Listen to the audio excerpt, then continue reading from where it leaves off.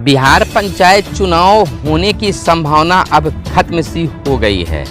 अब यह चुनाव कब होगा यह तो राज्य निर्वाचन आयोग और कोरोना के असर को खत्म होने के बाद ही कहा जा सकता है। यानी कि राज्य निर्वाचन आयोग जो है कोरोना का असर थमने के बाद ही फैसला ले सकते हैं। दूसरी ओर बिहार के नियोजित शिक्षकों के तबादला में भी अभी कई पेच अटके हुए हैं, कई पेच लगे हुए हैं। यानी कि बिहार के नियोजित शिक्षकों की तबादला पर अभी ग्रहण लगा हुआ है। मैडम जी की डोली कोरोना की दूसरी लहर थमने के बाद ससुराल के लिए उठ सकती है। यानी मैडम जी की भी तबादला जो है कोरोना के दूसरे लहर के समापन के बाद ही हो सकता है। जो शिक्षक बहाल हुए हैं और जो अभी बहाल नहीं हुए हैं उसके लिए बिहार के शिक्षा विभाग की ओर से एक बड़ा निर्देश विभिन्न जिलों के जिलाधिकारी और जिला शिक्षा पदाधिकारी के लिए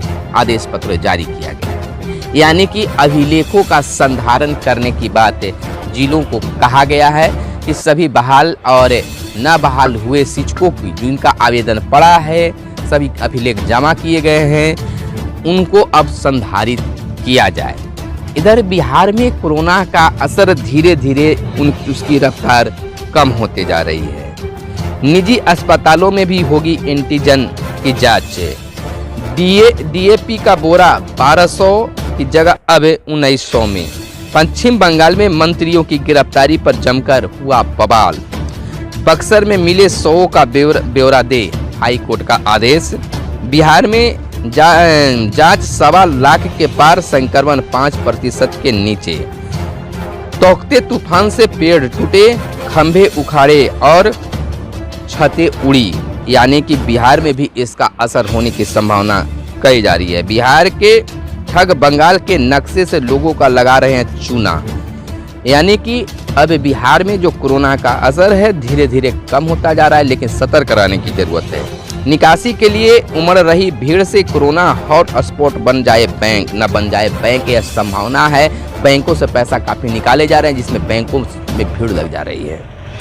इधर बच्चों के ऑनलाइन पढ़ाई के लिए डिजिटल डिवाइड दे केंद्र।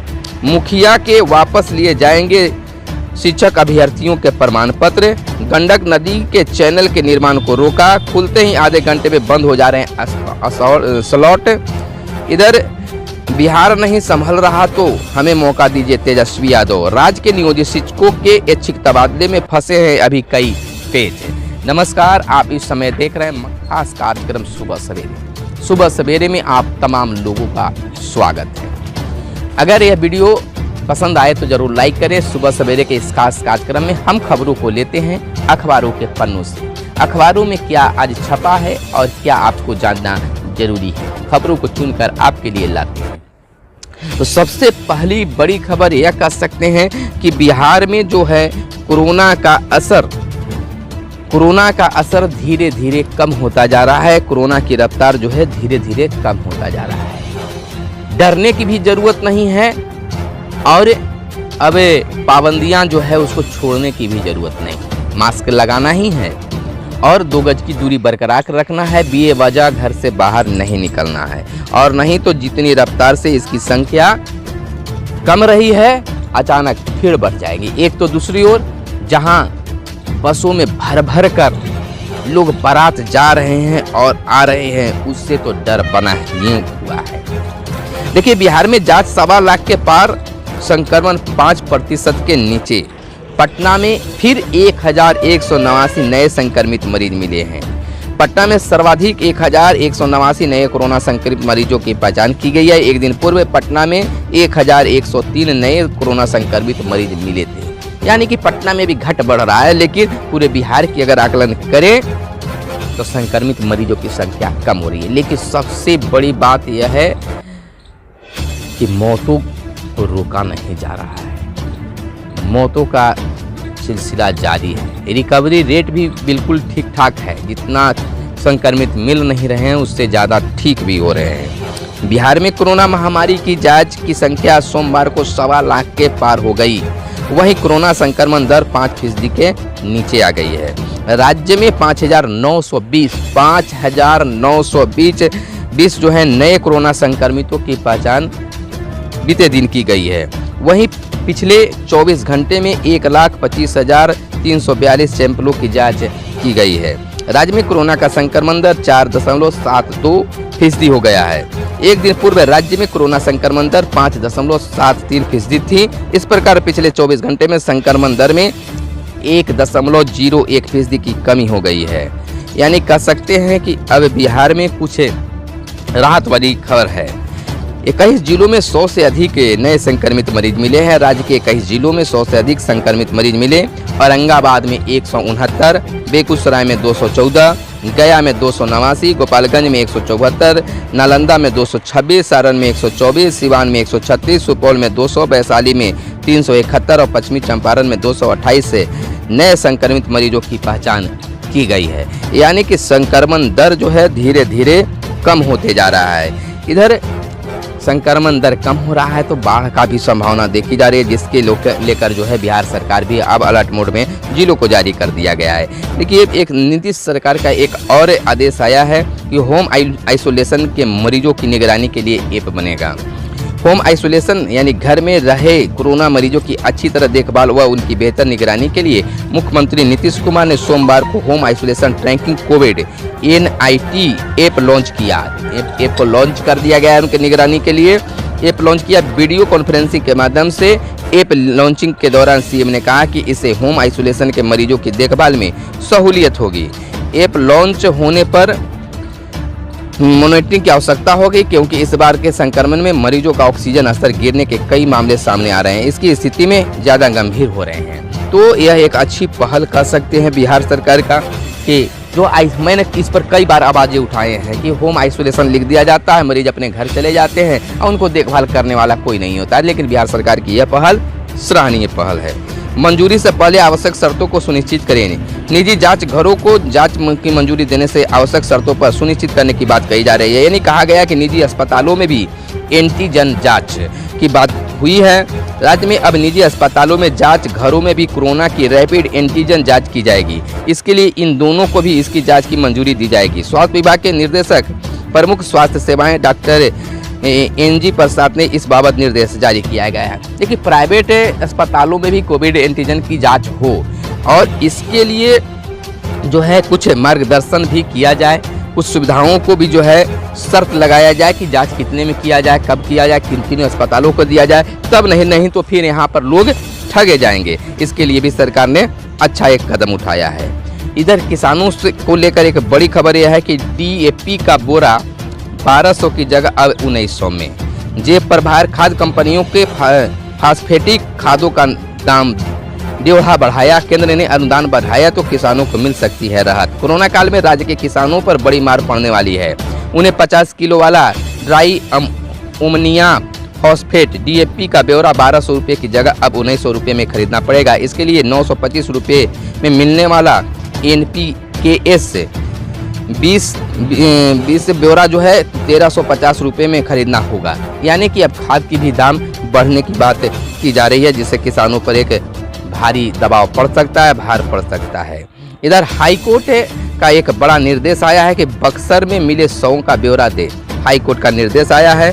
बक्सर में गंगा नदी में लाश मिलने के मामले में पटना हाईकोर्ट ने जवाब तलब किया है। हाईकोर्ट ने मुख्य सचिव को बताने को कहा है कि 1 मार्च से अब तक कितनी लाशें गंगा में मिली है, धार्मिक रीति रिवाज के अनुसार कितने का दाह संस्कार हुआ है और कितने को दफनाया गया है। इस संबंध में मुख्य सचिव को 3 दिन में जवाब दाखिल करने को कहा गया है।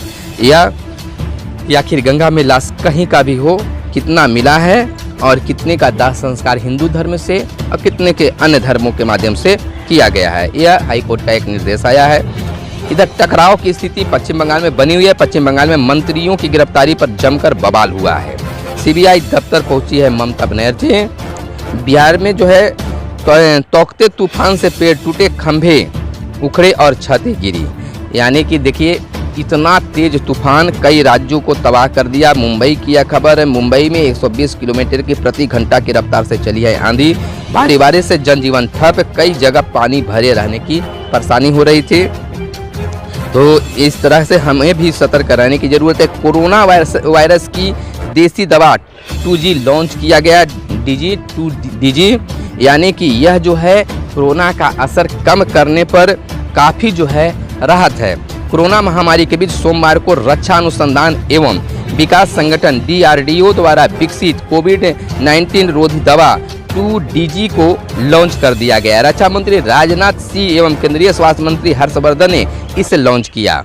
रेड्डी लेबोरेटरी द्वारा तैयार दवा की पहली खेप को जारी भी कर दिया गया है। यह दवा मध्यम एवं गंभीर कोरोना रोगियों के इलाज में सहायक दवा के रूप में कार्य करती है। यह ऑक्सीजन की जरूरत को कम करती है। दवा एक ऐसे पाउडर के रूप में उपलब्ध रहेगी जिसे पानी में मिलाकर मरीजों को पीना होगा। जिस प्रकार के ग्लूकोन डी को हम लोग लेते हैं, ORS को लेते हैं, उसी प्रकार से इसको भी लेना है। लेकिन वह न तो ORS है और न वह ग्लूकोन है, तो ग्लूकोन भी नहीं है, लेकिन वह कोरोना मरीजों के लिए काफ़ी फायदेमंद है। इसको एक लॉन्च कर दिया गया है, अब रोगियों को मिलेगा। इसका दाम फिलहाल तय नहीं किया गया है। इसको भी लेकर सरकार गंभीर है और शीघ्र ही लोगों के बीच इसे सार्वजनिक कर दिया जाएगा। और दूसरी बात है, हम आपको लेकर चलते हैं एक बड़ी खबर की ओर। निकासी के लिए देखिए, अब कोरोना में पैसों की ज़रूरत है, लोग घरों में हैं। अब पैसे निकासी के लिए लोग बैंकों तक जा रहे हैं। अब सरकार को भी और इधर लोगों को भी लगने लगा कि जिस प्रकार से बैंकों में भीड़ लग रही है, तो ऐसा न कि कोरोना का हॉट स्पॉट बन जाए। तो इस पर लोगों को सहूलियत रखनी चाहिए कि जितने पैसे की ज़रूरत है उतने पैसे को ही निकासी किया जाए। ऑनलाइन पेमेंट लेने और करने की भी कार्य किया जाए। बच्चों को ऑनलाइन पढ़ाई के लिए डिजिटल डिवाइस दे केंद्र, यह एक बिहार की मांग है कि डिवाइस दिया जाए केंद्र सरकार की ओर से। बिहार सरकार ने केंद्र सरकार के समक्ष राज्य के सरकारी स्कूलों में पढ़ने वाले गरीब घरों के बच्चों का ऑनलाइन पढ़ाई के लिए केंद्र प्रायोजित समग्र शिक्षा योजना के अंतर्गत डिजिटल डिवाइस देने की मांग किया गया है। अगर इस तरह की व्यवस्था अगर बिहार में भी हो जाए तब तो बात ही कुछ और हो जाएगा। कह रहा है एक और बड़ी खबर आपके लिए कि जिनका ऑक्सीजन स्तर 94 से कम, उनका सरकार डेडिकेटेड हेल्थ सेंटर में कराएगी इलाज। मुख्यमंत्री नीतीश कुमार का ऐलान है कि 94 से जिसका अगर ऑक्सीजन लेवल कम होगा उसका इलाज मुख्यमंत्री खुद डेडिकेटेड हेल्थ सेंटर में कराएगी। यह व्यवस्था जहां कहीं भी अगर हुआ है तो बहुत अच्छा व्यवस्था है सरकार की ओर से। तो प्राइवेट में तो रोगियों को और रोगी के परिवार को भी खैर क्या किया जा रहा है आप समझ सकते हैं। मुखिया से वापस लिए जाएंगे शिक्षक अभ्यर्थियों के प्रमाण पत्र। शिक्षा विभाग ने शिक्षक अभ्यर्थियों के कागजात नियोजन समितियों के अध्यक्ष से वापस लेने को कहा है। सभी डीएम को सोमवार को इस बाबत निर्देश भी जारी कर दिए गए। जो भी मुखिया जी के पास में शिक्षक से संबंधित कागजात हैं उसको वापस सौंपने का आदेश जारी किया गया है। इधर देखिए, अब ये टीका लगवाने के लिए ऑनलाइन पहले अपना नामांकन कराया जा रहा है, लेकिन स्लॉट जो है कुछ ही समय के लिए खोल रहे हैं। राज्य में 18 से 44 साल के व्यक्तियों के टीकाकरण के लिए कोविड पोर्टल पर स्लॉट उपलब्ध नहीं होने के कारण टीकाकरण में परेशानी हो रही है। लोग खोल रहे हैं लेकिन उस पर उनका नामकरण नहीं हो रहा है, रजिस्ट्रेशन नहीं हो पा रहा है, जिससे वह परेशान हो जा रहे हैं। तो दवा उपलब्ध जब तक नहीं हो पाएगा तो उस पर काम भी नहीं बेहतर ढंग से होगा। देखिए, राज्य के नियोजित शिक्षकों के ऐच्छिक तबादले में फंसे हैं अभी कई पेच फंसे हुए हैं। जैसे सबसे पहला तो पेच यही कर सकते हैं कि कोरोना का असर है, और दूसरा पेच यह है कि पंचायत में जो है कितनी रिक्तियां कहाँ हैं, किस विद्यालय में कितनी रिक्तियां हैं, यह भी एक बड़ा पेच है। अब मैडम जी की डोली जो है अब कोरोना की दूसरी लहर के बाद ही उठेगी। यानी कि जो मैडम अपने मैके में बहाल हुए हैं अब जून माह के बाद ही उनकी तबादला हो सकेगा, जिस पर शिक्षा विभाग ने कार्य करना शुरू कर दिया है। कोरोना का असर खत्म होते ही जून महीने में आवेदन लिए जाएंगे और जून के अंतिम सप्ताह में उनके तबादला की प्रक्रिया शुरू हो जाएगी। लेकिन यह तब होगा जब कोरोना का दूसरी लहर थमने लगेगा। फिलहाल कोरोना का असर धीरे धीरे कम होता जा रहा है। दूसरी बात, बिहार में पंचायत चुनाव जो हैं अब बिल्कुल कह सकते हैं कि अब कोई संभावना होने की तत्काल नहीं है।